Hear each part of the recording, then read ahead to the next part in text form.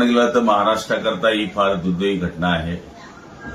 महाराष्ट्राचा खरा दादा आणि बारामतीचा किल्लेदार, वक्तशीरपणाचा माणूस, अजातशत्रू आपल्यातून राहून गेलेला आहे। खरं म्हणाल ते महाराष्ट्राचं फार मोठं नुकसान आहे।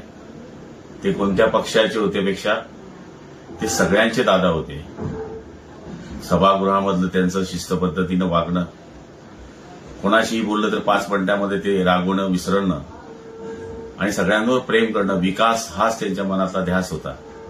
आज महाराष्ट्राला ही फार मोठी पोकळी निर्माण झालेली आहे। ही पोकळी कधी न भरून निघणारी आहे।